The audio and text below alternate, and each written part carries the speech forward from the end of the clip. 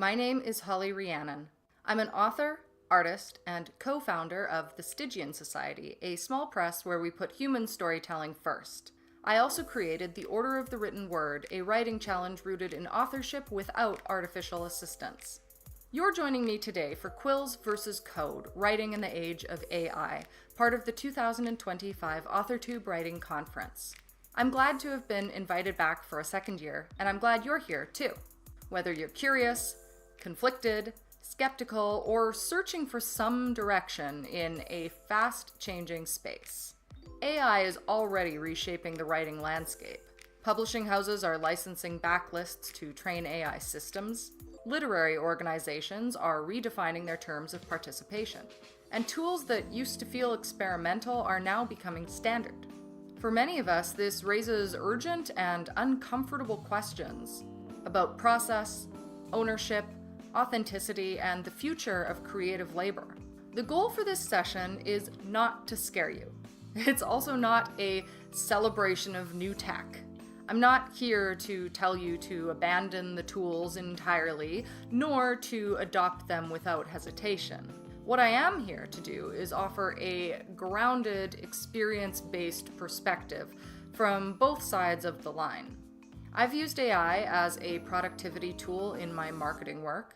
I also walked away from my position as a NaNoWriMo municipal liaison when the organization chose to allow AI-assisted work into a challenge that was originally designed to support the struggles and breakthroughs of human creativity. So today, we're going to take this somewhat seriously, not sentimentally, not cynically, just seriously. And to start, I would like to pose a framing question. When machines can write, what is it about the human hand that code cannot replicate? Over this session, we'll talk about the philosophical concerns, the practical consequences, and the cultural stakes. We'll look at how this shift is affecting writers right now, and what that means for the long-term health of storytelling. Most importantly, we'll talk about what we can do in response, from how we write to how we organize to how we protect the space that makes real art possible. Let's start with where we are and how we got there. I'd like to go over a quick timeline of key moments that have shaped the writing world's relationship with AI. Between 2018 and 2022, AI writing tools like GPT-2 and GPT-3 started becoming visible in public and professional spheres. At first, they were novelties, thought experiments, a way to summarize email or write basic copy. But the growth has been exponential. By the end of 2022, OpenAI's GPT-3 was generating fiction samples convincing enough to be submitted to literary journals and, in some cases, accepted. At this point, AI was already being used under the table, quietly assisting with query letters, resumes, and even sections of novels. But it hadn't yet fully collided with the cultural center of the writing community. In 2023, those quiet undercurrents turned into open debate. That year, I co-founded the Stygian Society in response to a publishing industry increasingly shaped by trends, algorithms, and optimization over literary merit. But what sparked a much larger reckoning was the reaction to National Novel Writing Month, more commonly known as NaNoWriMo. In 2024, NaNoWriMo released a statement allowing the use of generative AI in the challenge. For many of us, including myself, this felt like a betrayal of the challenge's original spirit, one rooted in human struggle and imagination. I resigned from my role as a municipal liaison along with everyone else in my local chapter and even more beyond that. That moment led directly to the founding of the Order of the Written Word, my writing challenge built to resist AI dependence and return to intentional author-driven storytelling. At the same time, larger publishers were making moves of their own. Reports surfaced of HarperCollins licensing out backlist books for AI training, raising questions about consent, copyright, and the future of creative ownership. Now, we arrive in 2025, a year that's already becoming a turning point. In early 2025, NaNoWriMo officially shut down. After years of financial instability, public backlash over its AI stance, and loss of community trust, the organization dissolved. For many writers, this was a sobering moment. Proof that even long-standing creative institutions are not immune to the effects of AI-driven disruption. Meanwhile, the legal landscape has also been moving quite quickly. Just this month, June, 2 major court rulings came down. First, a US judge ruled in favor of Anthropic, saying that using copyrighted books to train AI models could fall under fair use, even when those books were scraped without permission. The case will still go to trial in December over the issue of how that data was obtained, particularly the use of pirated books. Secondly, Meta, Facebook's parent company, won a similar case, but with a warning from the judge that this isn't an all clear for AI developers. Copyright law is still in flux. At the same time, authors and publishers are pushing back. The Authors Guild is co-leading a class action lawsuit against OpenAI and Microsoft, alleging widespread copyright violations. UK lawmakers are now exploring legislation that would require companies to seek explicit permission before using written works in training datasets, a move the Guild has praised as a model for the US. And what about writers themselves? A 2025 survey of over 300 professional writers revealed what many of us already suspected. AI tools are being widely used, especially among non-English language authors and freelance journalists. But concern is growing around authorship, voice, and originality. Writers are not passive in this at all. Many are finding ways to draw lines, adapt cautiously, or organize against exploitative use. One more stat that's worth sitting with: between 2006 and 2022, the average writer income dropped by 60%. While that drop can't be pinned solely on AI, it speaks to an environment in which fast, cheap content is increasingly valued over careful human work. In that context, AI isn't just a tool, but a competitive force, a replacement strategy. So here's where we are. AI is now capable of imitating literary style with startling precision. Major publishers are investing in those tools or offloading content rights to companies that do. Copyright law is reacting, but slowly.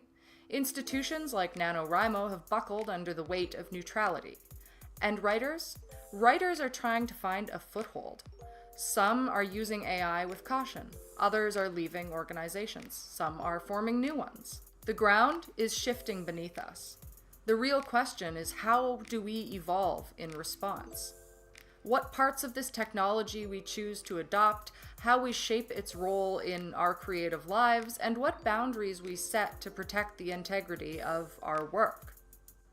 In the next section, I'll share my own relationship with these tools, what I use them for, where I draw the line, and why I believe clarity is more important than purity when it comes to navigating the space between convenience and craft.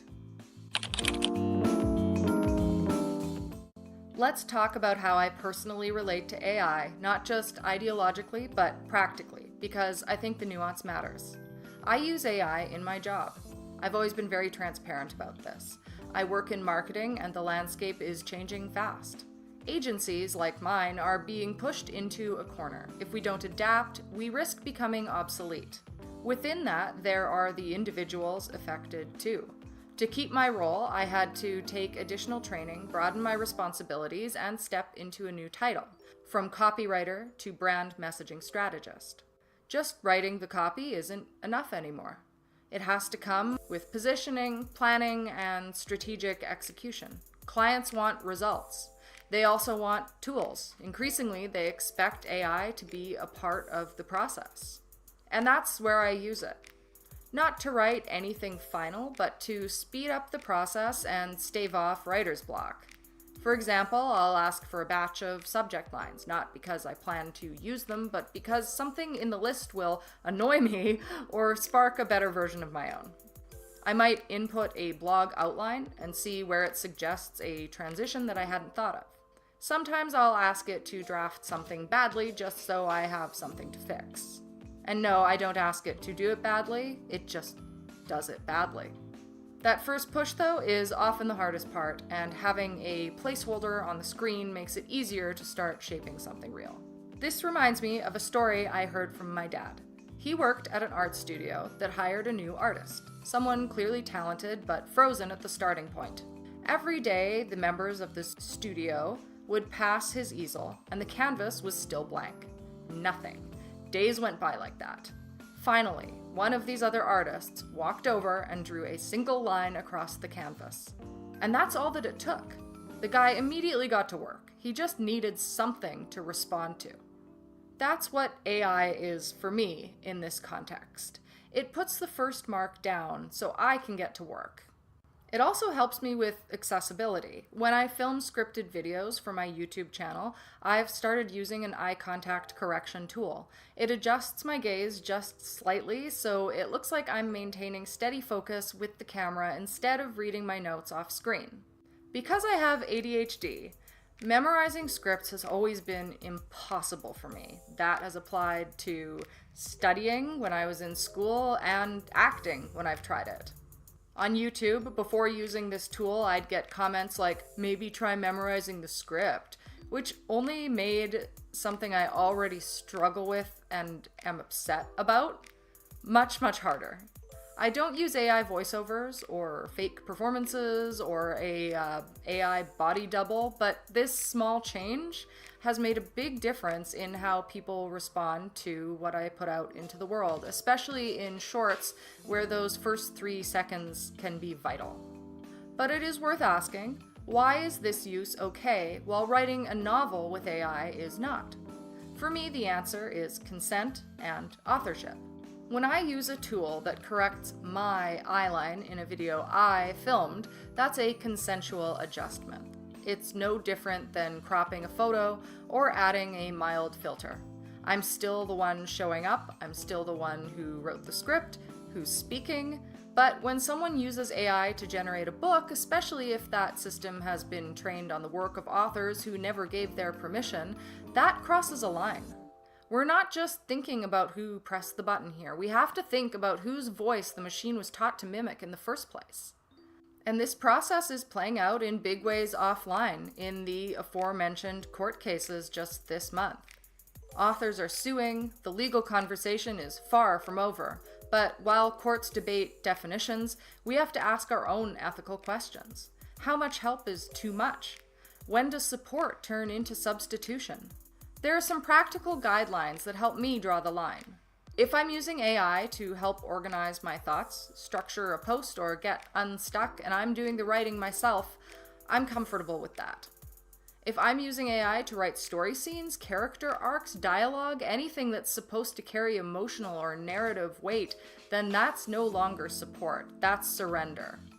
And if I'm inputting creative work into a tool that saves or trains on it by default, that's a data risk, not just for me, but for anyone whose work might have trained it in the first place. For what it's worth, if you use tools like GPT, you can actually opt out of training the model on your data. In the settings, under Data Controls, turn off Improve the Model for Everyone. It's a small step, but it's one way to practice consent on your own end. Of course, there's also the environmental factor, which matters a lot to me as a vegan. AI models, especially large ones, consume enormous amounts of energy. Every time we ask it to regenerate 5 versions of a blog or write a short story, we're tapping into a system that requires substantial computational power. I won't get too deep into that here. It's a whole separate presentation, but it's definitely something I keep in mind. In the end, my stance is simple. I'm not against AI totally. I'm against lazy production, consent violations, and the erasure of human struggle from the creative process. I believe AI can be used ethically, but only when it respects boundaries, and only when it's used in a way that supports, rather than replaces, the work we were here to do in the first place as creators. Next, I want to move a little bit deeper, because this isn't just a technical issue. It's not even just a publishing issue. It is a philosophical one. What does it mean to create? What does it mean to resist the impulse, to challenge and extract, and instead to allow something to reveal itself? That's where we're headed now. Before we get into the philosophy, a quick shout out to At the Existentialist Cafe by Sarah Bakewell, where I first encountered these ideas. And of course, credit to Pavio, who got me interested in the deeper philosophical side of this whole conversation, which I'm grateful for, even if it sometimes makes my brain spin. Heidegger's ideas about technology and technic present complex concepts that invite reflection, especially in relation to storytelling and human creativity today. Heidegger introduces the concept of technic not just as the tools or machines themselves, but as a mode of revealing or engaging with the world he calls challenging forth. This is a way of treating everything around us, nature, resources, even people, as something to be used or ordered as if they were means to an end.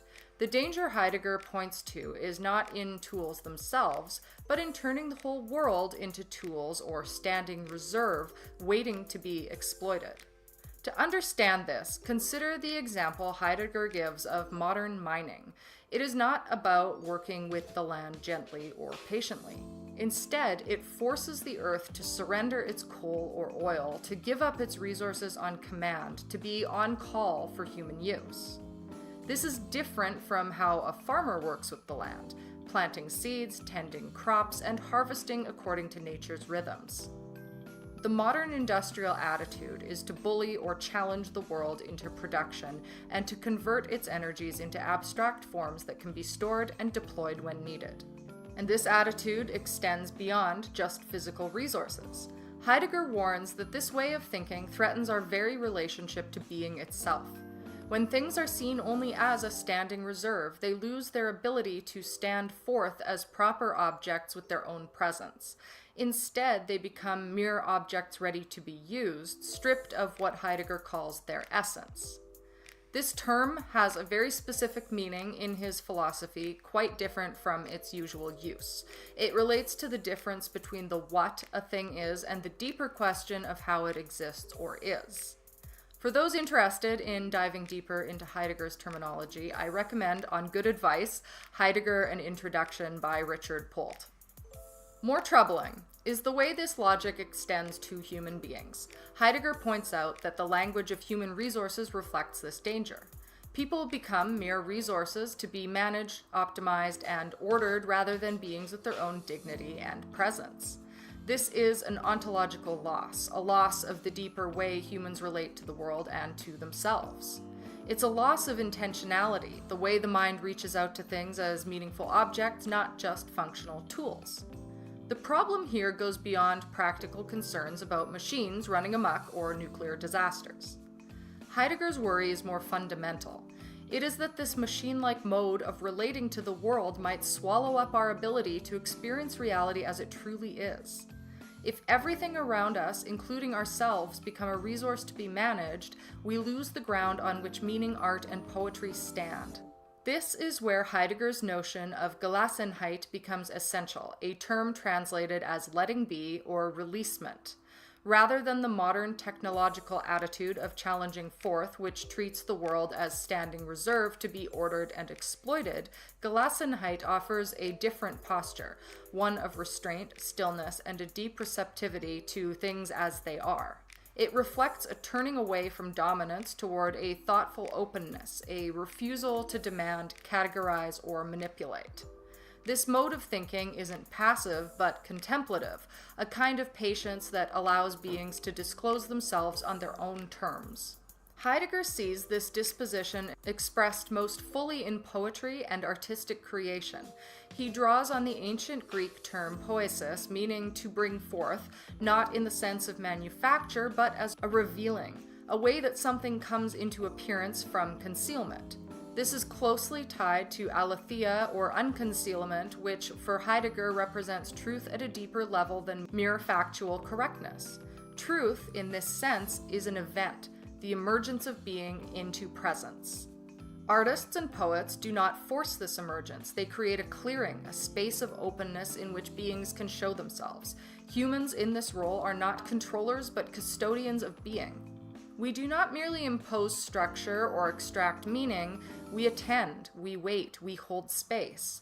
This contrasts sharply with the technological framing of the world, which positions beings as resources to be optimized.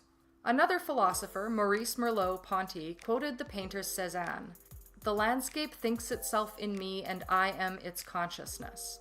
This captures something of what Heidegger also gestures toward, that we are not outside the world mastering it, but within it, allowing it to reveal itself through us. We are not made of spiritual nothingness. We are a part of being, but we also bring something uniquely human to it, the capacity to attend, to reveal, and to respond. For storytelling, this distinction is so important. When stories are reduced to data points, market trends, or algorithmic patterns, they are no longer acts of revealing, but become components in a system of control. Storytelling risks losing its dialogical and poetic character. It stops being a clearing and becomes a conduit, a pipeline for production and profit. The result is not only the flattening of stories, but a diminishment of the human capacity to dwell meaningfully in the world. Yet, Heidegger is not without hope. He famously said, "But where danger is, grows the saving power also." By paying attention to how technology reveals our way of being, we can find a path back to the origins of our history and rediscover a source of renewal. This requires a turning away from the relentless, challenging forth and toward the letting be of poetry and human artistry. In summary, Heidegger's critique of modern technology warns us against a way of relating to the world that reduces everything, including people and stories, to mere resource. His concept of Gelassenheit invites us to cultivate a mode of openness, respect, and care that lets things and ourselves show up authentically. It's a call to recover the poetic dimension of human life amid an increasingly mechanized world. Following Heidegger's warning about the technological mindset that reduces everything to standing reserve, I want to introduce a term that I've been using to describe a related phenomenon in the creative world: the lazy producer. This term isn't meant as an insult, necessarily, but as a philosophical concept capturing a certain way of making art, or what many would now call content, that worries me deeply. The lazy producer is the counterpart to the dedicated artist who approaches creation with intention, risk, and lived experience. The lazy producer often creates content that looks like writing, that mimics the form of art, but lacks its essential gravity and friction. It is work made to meet algorithmic demands, trends, or the quick consumption cycle of social media. Because there's no real risk or personal cost involved, the work often feels hollow, flat, and devoid of the human texture that breathes life into literature. AI-generated content highlights this contrast starkly. It can churn out vast amounts of text with ease, but it cannot live through the human moments that give art its weight. It cannot carry the tension of a difficult choice, the complexity of real emotion, or the scars of experience. What it produces may look like writing, but it doesn't carry the deeper resonance of authored work, and people can tell. One of the greatest challenges today is how algorithms shape what gets published, read, and bought. Publishers have increasingly ceded decision-making power to algorithmic trends. Social media followings are treated as proxies for literary worth. Numbers on a page, followers, likes, shares, become stand-ins for quality or potential audience reach. But this comes at a cost. The publisher loses their own ability to discern talent and meaning, instead becoming a mirror reflecting what the algorithm values. Algorithms are not neutral. They learn and evolve based on user behavior. They feed back to us more of what we engage with, reinforcing patterns that reward the quick, the flashy, the emotionally immediate. When publishers allow algorithms to dictate their choices, they no longer act as curators or gatekeepers in any meaningful sense. Instead, they become reactive, passive reflections of market forces and online trends. This dynamic poses a profound question. What if we choose to be responsible for our own algorithms?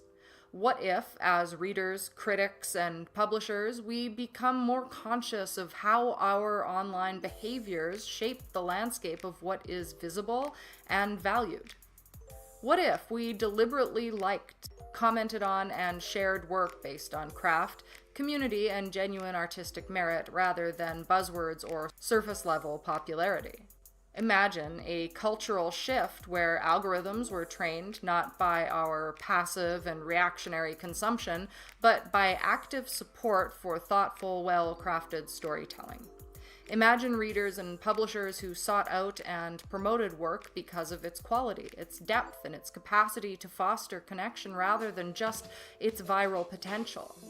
If enough people took this approach, the literary world might look different, richer, more human. Now, I know the word gatekeeping tends to get a bad rap. It's basically a dirty word in the arts community, conjuring images of exclusive clubs and arbitrary barriers. But hear me out. There is a case to be made for gatekeeping if we think of it not as blocking or excluding necessarily, but as a form of care. Gatekeeping, in its best sense, is about filtering out the lazy producer, the work that sacrifices integrity for immediacy, depth for scale. We can look at it in a positive way, protecting space for art that demands attention, patience, and care. This is the kind of stewardship that preserves the poetic dimensions of human creativity Heidegger urges us to hold on to. Rather than shutting doors, good gatekeeping creates a space where meaningful, challenging, and authentic storytelling can flourish. If only organizations like NaNoWriMo had kept this in mind when framing their approach to AI, they might still be shaping the future of writing today. So here's the part where we talk action. What can you do right now in your own creative life? First, write. That may sound obvious, but it's not. There's pressure now to optimize, to outsource, to finish fast. Resist that. Make the writing itself the priority. Don't hand over the early draft. Don't bring in a tool to clean up the language. Start with your own words. Let them be slow. Let them be imperfect, because that is where your voice lives. Second, read. Read widely. Read recent books, read older ones. If you have the means, buy direct from authors, small presses, or local indie bookstores. If not, use your library. Share what you love. Post quotes. Make noise about the kind of writing you want to see more of. Third, label your work. If you're writing without AI, say so. Put it in your bio, in your back matter, in your acknowledgments. Some people will tell you it doesn't matter, but it does. Readers are starting to ask. Publishers are starting to notice. And future tools may rely on clear records of authorship, so make yours easy to trace. Fourth, support writers who are drawing the same line. Share their work, leave reviews, recommend their books to friends. This isn't about building a brand anymore. It's about building proof. When someone says readers don't care who wrote it, we can point to the ones who do. Fifth, speak up. If you're part of a writing group, ask how they're handling AI. If you're joining a challenge, check the rules. If a platform says it welcomes all tools, ask them what that means. It's okay to make other people a little uncomfortable. Silence is what lets all of this slide through unchallenged. Sixth, organize. That might look like starting your own writing circle with clear terms. It might look like setting up a Discord or forming a local meetup. These motions don't have to be massive, they just have to be real. And if you're looking for a group, the order is here for you. Finally, document your process. Take screenshots, save your drafts, archive your notes. If you ever have to defend your pen, those records will really matter. And even if you don't, keeping a trail of your own work in itself is kind of grounding. The choice to keep showing up with your full self is the strongest answer you can give. Not just once, every time. We began today with a question. When machines can write, what is it about the human hand that code cannot replicate? The answer isn't found in any one method or mindset. It lives in the space between presence and process, in the decision to show up flawed and whole with something to say. We are living through a pendulum swing, an industry rushing towards speed, scale, and replication. And for a moment it may feel like the center is gone, like the old ways have been swallowed by code, like the rug has been pulled out from underneath us. But this isn't the end of anything. It's the extreme before the return. Before a golden age, even. As Heidegger wrote, "But where danger is, grows the saving power also." Saturation has a limit. And when the noise speaks, what cuts through is authenticity. The voice that wasn't flattened, the thought that wasn't predicted, the meaning that wasn't manufactured. This is not a fight between man and machine. It never was. It is meaning versus mechanism, presence versus pattern, and meaning, the kind we bleed for and carry with us, will always matter more. Thank you for being here today and engaging with these ideas. Now I will join you live for the Q&A session and look forward to hearing your thoughts and questions.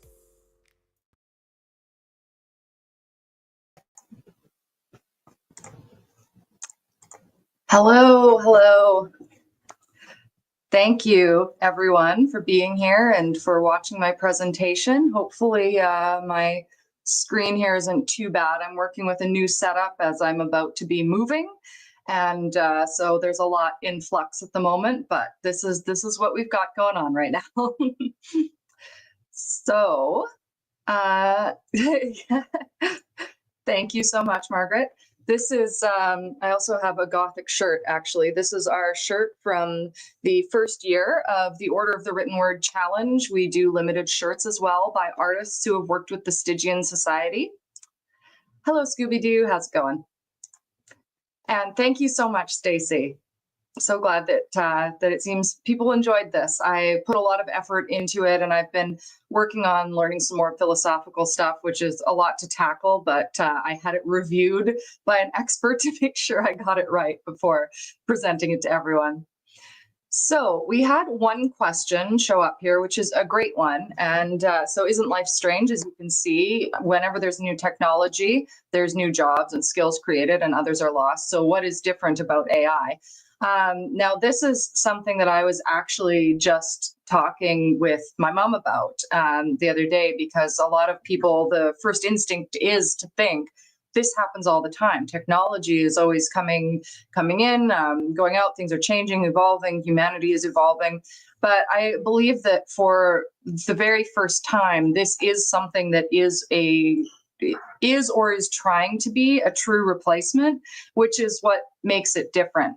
Because in the past, you know, if you were a horse and carriage driver and then cars come along, you're going to learn how to drive, you're going to learn how to use that technology, and then that will be your job. Now, you can learn how to incorporate AI into your job, like I have been doing at my work. But like I also said, it can feel kind of like running away from a massive boulder that's rolling after you, and gradually just, you know, first it like catches the hem of your skirt, and then it takes a bit more and more. And like, how long will it be that you can outrun it for, right? Because I mean, I think that my job is a pretty good example. I'm very lucky to work for a company that is super supportive of having an actual human writer on board. We like using new technologies. We like incorporating AI in ethical ways, helping with productivity, helping our clients that way, right? But thankfully, you know, my existence is still valued there. That being said, you can't really control what clients want. And when clients more and more are just saying, why would I hire a writer? I can get ChatGPT to do it. Then you find yourself having to bring in new things to do your job and to keep your job. And, you know, that's not the fault of your employer necessarily, right? Because my employer believes in me as a writer and they want me there. But when the clients don't want it, what are they supposed to do? Are they supposed to pay for nothing? No, they're not. So I think that is the really main thing here, is that AI is trying genuinely to be a replacement. And the worst part of it is that it's largely trying to replace creative fields, design, photography, writing. And that's really scary and sad, because I think there was a quote about this. I can't remember who said it though, but about how, what AI should be doing is figuring out ways to do like menial chores and stuff like that. I want AI to wash my dishes. I don't want AI to write my book for me. So it's too bad that that's the direction it is going in at the moment. And I mean, I'm just speaking about the arts. There are a ton of other industries where people are being replaced and there is nothing else for them to do. But yeah, I speak from my personal area of expertise. So it's not, it's not great. I do genuinely believe that, like I said in the presentation, there is this pendulum shift happening right now. So I don't want to be doom and gloom about it. But yeah, like at the moment, I feel like we've just sort of let this run away. Coders, that's another thing. Coders are being replaced. We spent years saying to people, learn coding. This will be essential. This will be great. This will be a great career. And now AI is replacing them. Sorry, that just occurred to me. Anyway, I'm sure I'll look back at this and see where I didn't finish my thought, but I'm just glancing over and seeing there are other comments here. So I don't want to ignore everyone here. Oh, all I was going to say was, I feel like it's kind of a runaway train right now, and society did not put the things in place that we need, because there could be a great world where AI does the writing jobs, because copywriting can be really fun, but it can also be really tedious and monotonous sometimes. Like if you're working with a company that's not super interesting and you can't be super creative, okay, maybe AI does that kind of thing, but you should also have the world set up so that people are being financially supported so that they can do their art and not worry about that financial element. Because when you're taking jobs away from people, that's when it gets really especially bad. That's all I wanted to say. Yes, Kasha is from our writing group, and we do have the limited t-shirts. I love them so much. They're by a Montreal artist named Nihil, Nihil. Margaret, so come down to people honoring convenience above almost everything. Yeah, disability accommodations aside, how do you put convenience in perspective for people who aren't used to being challenged? Oh boy, that is, I knew that when I was doing this presentation, I was going to have difficult questions that I would want to just sit on and ponder for a really long time. This is probably the most difficult thing that we can do right now. And I think that it can be hard to put it into perspective, right? Because there is a whole thing in the world broadly at the moment where everyone wants convenience, everyone wants speed, everyone wants instantaneous gratification, and that's just how the internet has trained us. And I think it's a matter of people who do take, I've sort of been calling it the slow way, who take the slow way and showing the benefits of that and showing the beauty of that and showing how rewarding that can be. Because I know personally, since this is my field, writing and marketing and, the online world, I experiment with things a lot. And I find that when I'm experimenting with certain ways of doing things for content, for the algorithm, for speed, I don't feel good about that. And I'm sure that that is a broad thing. When you get everything that you want instantly, you don't feel that reward. There is such merit to hard work. And yeah, it can be scary to look at that hard work and go, well, why am I going to take all this time to do this when I can just put it into ChatGPT or something and it'll spit it out for me? But how do you feel after that? So I think leading by example is really the only way to show that, to try and put perspective on it for people. And yeah, I'm not saying that that's easy at all. It's something that I try to do. I'm still trying to figure out the best ways to do that. There's, I mentioned at the beginning of the live that I'm moving soon, and one of the things I want to do in that new space is show more about the slow life, about the process, and just the beauty of, staring at a blank page until you write something, by hand after an hour of thinking about it. There's, that is the best part of creativity, honestly, is the process. And people just need to see that. You have to lead by example, I think. I hope that answered that. Yes, this is also a good point. Going back to what makes AI different from other new technology that we've adapted to, that this is the first time it's gone for the fun stuff. Before it was about making life easier and making work, and you could still do the fun stuff while technology helped. And that is the thing. I think that largely through the history of the world, we have been finding ways to make menial tasks and things we don't want to do easier. And that's a great thing to a certain point. And now I think that we have hit a point in the world, in the Western world anyway, where things are so easy and so automated that we're going overboard. And that's that pendulum swing again, right? So now we're going too far. Instead of just saying, all right, things are actually at a really, really good place right now. Let's leave it as is, and maybe we can look more inward. Maybe we can do more human things. Maybe we can really help humanity. Maybe we don't need to keep progressing with technology that much further. But unfortunately, the way humanity works is that we always want to keep progressing. We always want to do more. We always want to discover new things. And some of that is good, and some of that can be really bad. And you just kind of hope that people get it together enough to realize, oh, maybe we made a mistake here and maybe we need to step it back. And I really hope that that is what's going to happen, because yeah, I mean, let's just transfer AI over to the dishes, over to the laundry. Like, give me a little laundry bot that, picks stuff up off the floor when I'm in a creative slump and lying in bed just staring at the ceiling wondering what I'm going to do with my next chapter. I'll take that.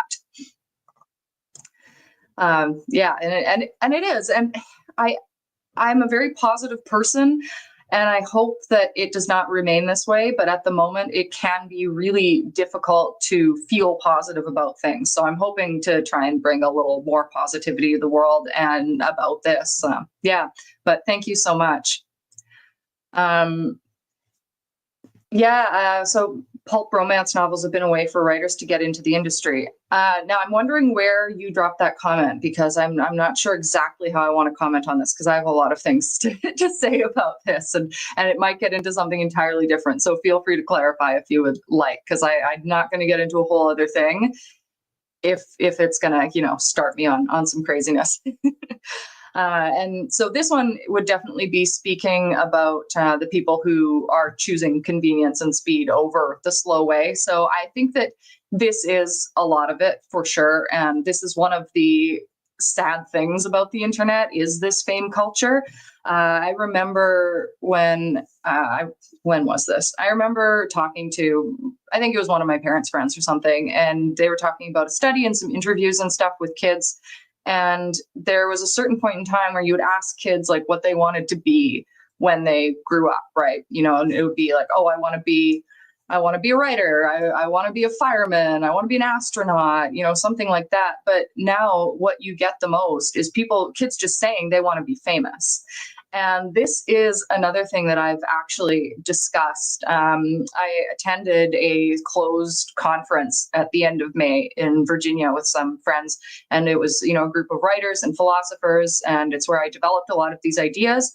And we were talking about how to be online, because for all of us, it did not come naturally. Like, we don't like being online. We don't like posting content. We like, of course, elements like this. I love these, the AuthorTube conference. I love all the people that I've met, like on YouTube and in the communities. And communities can be amazing. But posting on Instagram, posting on Facebook, having to have a post schedule, all of this, and all of the, looking at the metrics, logging into SEMrush, using keywords, all of these things, which I know how to do all of it, but when I'm doing it for a client, it's one thing. When I'm doing it for my own stuff, it's just kind of like it destroys you in a way.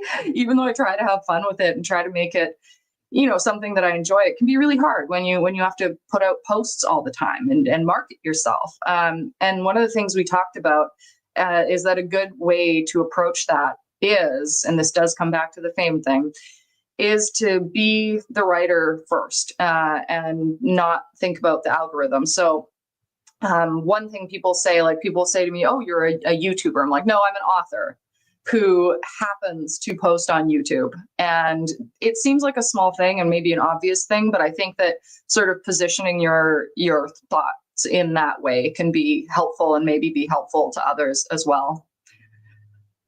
That could be a good book title, The Slow Way. I published a little blog about the slow way because I went to a market last, oh my gosh, when was it? About a month ago. I went to a market. Yeah, it was on my birthday.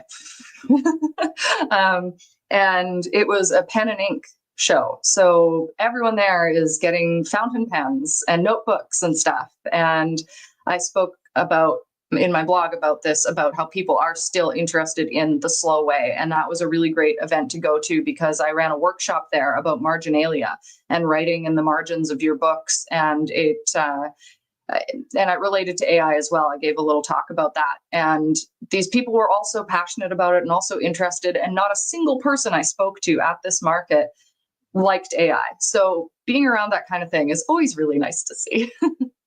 And yes, indeed, please do like the stream. And hello, Sam. Sam is one of my philosophical sounding boards and friends. So I'm not sure if you saw the whole presentation, Sam, but I would love it if you went back and watched because I actually talk about Heidegger. I got paid to check it. Don't worry.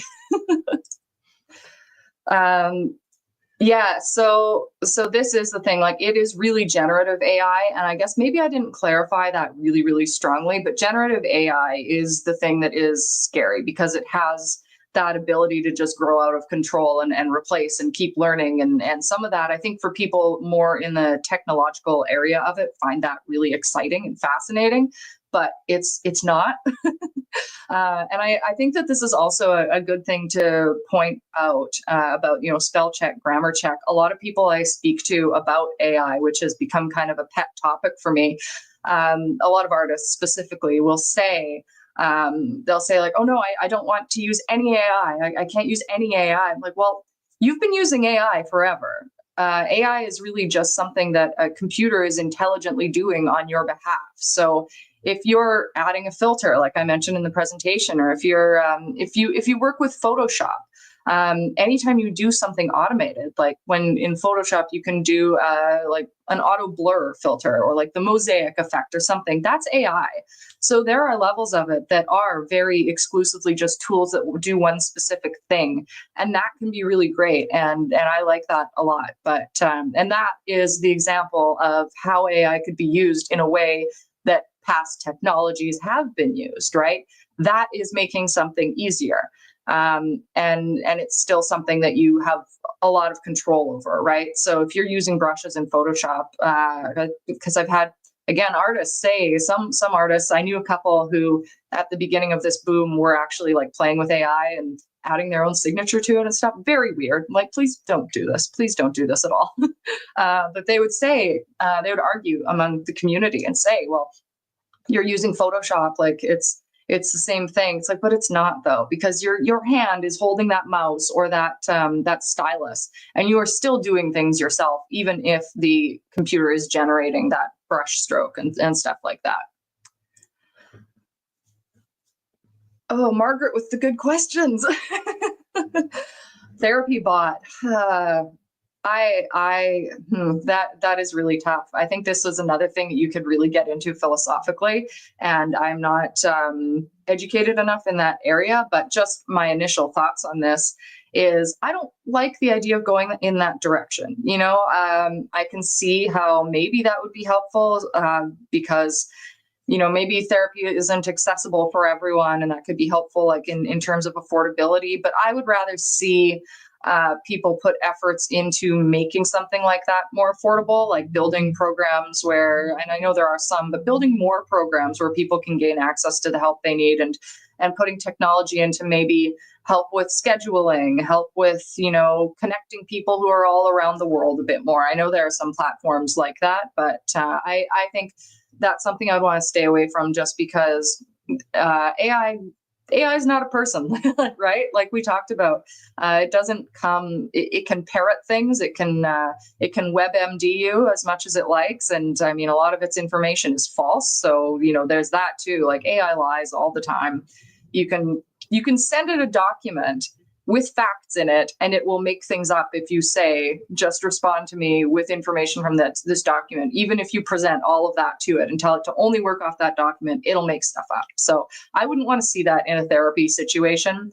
I would like to see it used more as a dedicated tool for productivity and for connection to help connect people with actual people, because that wouldn't be so bad. Yes, always writer first. So yeah, okay, technical writer. So that's kind of similar to what I do, but yeah, so it is a grind, but still something that requires human eyes because of ethical and legal considerations in industry. Absolutely. I think that any kind of like content or technical writing, putting that out into the world without a human to at the very least just give it a review is absolutely insane. The amount of clients I've had who come to us and they're, all of their stuff is AI, and sometimes they are in medical fields. I'm not a trained technical writer, but I do little bits of it, and I get specific guidelines from companies, and I'll look through it and I'll just think, oh no, why are you using it? Please don't do this. This is so bad. This is such a bad idea. So Kasha, thank you. Back to the pulp romance comment, because I just wanted some clarification on that. So it has potential to increase profit margins by generating content with AI, and the genre is highly predictable. Yeah, and back in the days, it used to be a writing job to pay the bills. Yeah, that is an important thing to look at. And I think that the romance genre in general has become like something entirely new lately. It's become so huge. It's exploded so much.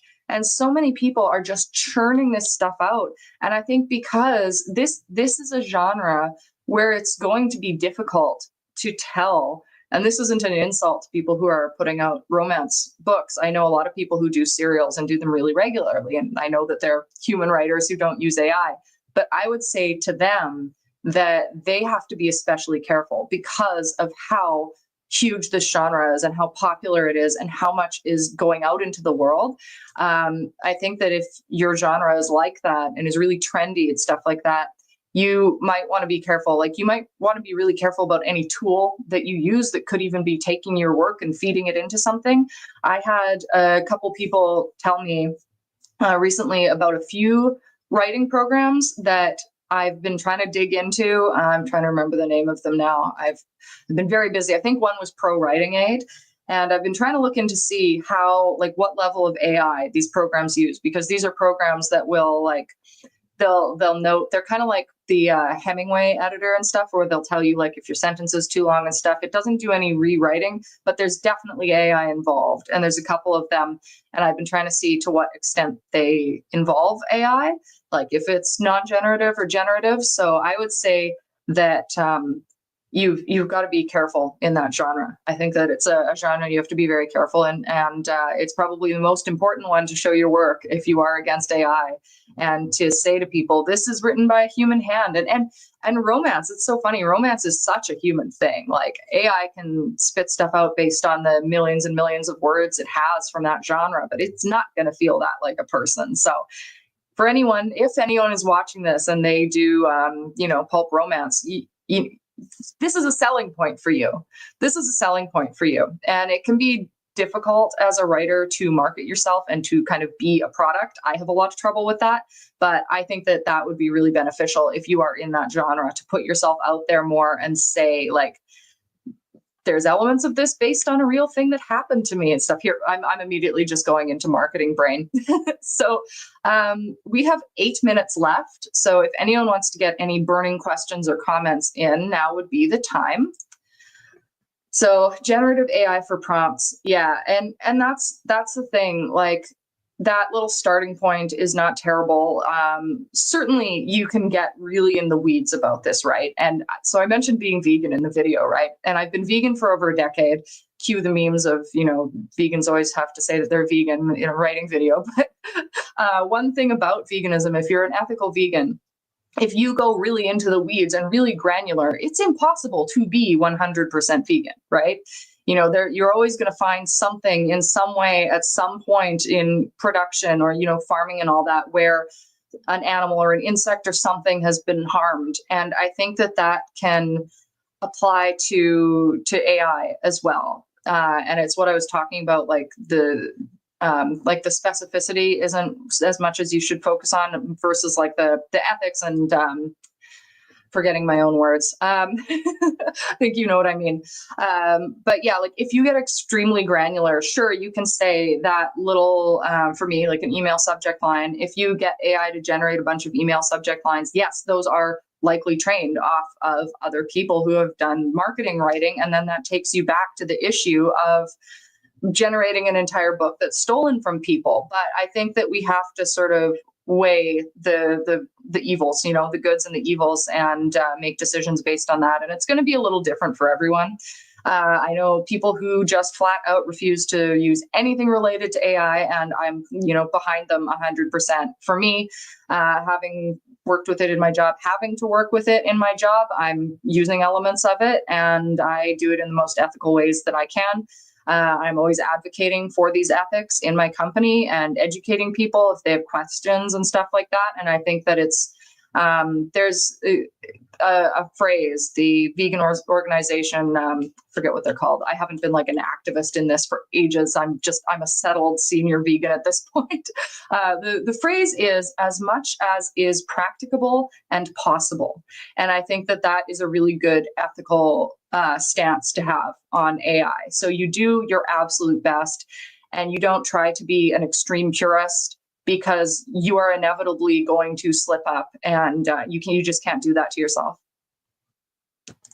But yeah, it's currently affecting the careers of writers, and it's not something I'm happy with at all. I was pretty happy just being a copywriter. I love working on brand messaging. It's very creative. I have fun with it, but you know, I was good just copywriting. I was fine, but we're obsolete now. And this was back to the therapy bot.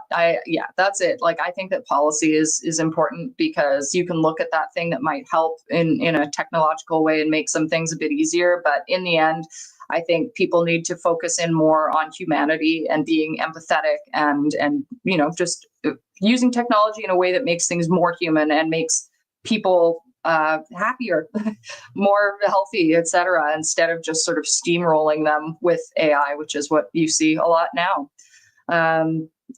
Yeah, it's a lot. There's a lot when you go with and I've definitely played around with generative AI just to see a little bit about what it does, and I mean, like, it's terrible. You know, it still has time to get better, right? Unfortunately, but when you see the stuff that it puts out, it's generally pretty terrible. You have to look at it and go, wow, that's so bad, I could do better. And then you do better, and it's great. Yeah, this is super, super important. You need to, any program that you're using, I know it can be the sort of automatic thing to just go, oh, this seems helpful, and oh, it's not directly ChatGPT, so it's probably fine, and just load something and start working, especially if you're like working to a deadline or something like that. But it is more important than ever right now to seriously look into every element of the software that you're using. Like, if you're using software for writing, you definitely want to find out if they're, you know, even if they're pro AI in any way. Like, one of the things I was doing when I was looking for sponsors for the Order of the Written Word was I was looking for their stance on AI to see if they had anything posted about it. And if they didn't, that tended to be a little bit of a red flag for me. And I would wind up reaching out just to say, like, I would really like to know what your stance is. And if they were positive about it, I didn't want to partner with them. Even though I have some positive elements about it, that I use it in certain ways, I don't want to see a company that's putting writing software out feeling positive about it, because you don't know what they're going to slip in there. So any software that you're using, like I said in the presentation, don't feel bad about, like, you know, making people a little bit annoyed at you. It's worth it to just reach out. If they don't have a clear policy, if they don't have a clear outline of, you know, what they're doing, the elements that go into this, just ask them. And if they don't respond, that's your answer. So be very careful. Fine print is important. Yes, I am indeed a settled senior vegan. Vegan in retirement. All right, so we have 1 minute left, which means I will wrap this up. Check the description down below for more information on the contests that are being run for the AuthorTube Writing Conference. When I close this off, you will be automatically directed to another video in the conference for the next person who's coming up. So I recommend you stick around and watch them, watch some other stuff. Thank you so much for coming. Check out the Order of the Written Word. That's in the description down below as well. If you want an AI-free writing challenge, that is the place to be. We have a challenge coming up in July where the goal is to write for 1 hour every day. So it's a great place, a great time to just kick your habit back into gear if that's what you're looking to do. Stygian Society is my press, stygiansociety.com. I'm all over the internet at Stygian Pen. You can find me on Instagram, Facebook, etc. I hope you'll follow me and stay in contact. And I will keep talking about this issue because it's constantly growing and there's more and more and more to say. So thank you so much again. Enjoy the rest of the presentations. And I hope that you all continue to have a day that is just as wonderful as you are. Bye.